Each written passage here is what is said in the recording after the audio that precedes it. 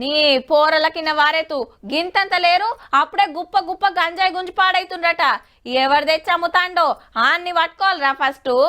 కాకా మీ ఓడేంది ఊకూకే గాంతో తిరుగుతుండు?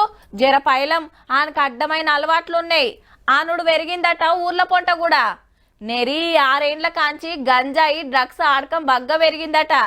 ఈ సర్కార్ వచ్చినాక ఈగల్ టీములు పెడితే ఎంకులాడి దొరకబడుతున్నాయి. ఇక పైలట్ గారి ఫామ్ హౌస్ కేసు మీద సిట్ వేసింది సర్కారు. అంటే స్పెషల్ ఇన్వెస్టిగేషన్ టీము. మందు పార్టీలకు డ్రగ్స్ ఎవరు తెచ్చిర్రు, ఏడికెళ్ళి తెచ్చిర్రు, ఎంత కొన్నారు, అమ్మిందెవలు, గుంజిందెవలు. ఇదే తోలుతారా మున్పు గిసొంటి కథలు పడ్డారా? ఏం డీల్ కోసం ఈ సిట్టింగ్, ఏం సెటిల్మెంట్ చేయబోయినరు, ఎవరితోటి లింకులు ఉన్నాయి అనేది బయటికి ఉంచుతారు అన్నట్టు.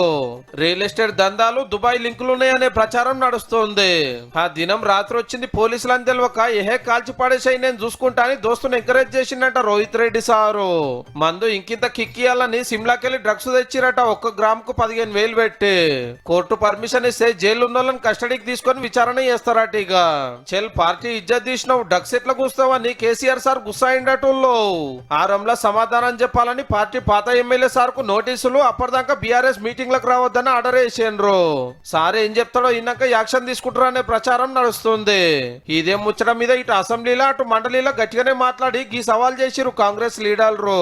కాంగ్రెస్ పార్టీ మేము ఎవరికైతే బీఫామ్లు ఇచ్చామో మేమందరం టెస్ట్ కు రెడీ ఉన్నాం అధ్యక్ష. మొదటగా టెస్ట్ చేసుకోవాల్సింది మా ముఖ్యమంత్రిని ఒప్పిస్తాను అధ్యక్ష. రేవంత్ రెడ్డి గారు ముందు వరుసలో ఉంటారు. మీరు కేసీఆర్ తీసుకురండి. డ్రగ్స్ వ్యాపారం చేశారు, 1000 కోట్లు డ్రగ్స్ మీద సంపాదించారు అధ్యక్ష. సిగ్గుతో తల వంచుకునే పరిస్థితి అధ్యక్ష. ఇలా డ్రగ్స్ పేరనగానే మీ నాయకుడు పేరెందుకు వస్తుంది?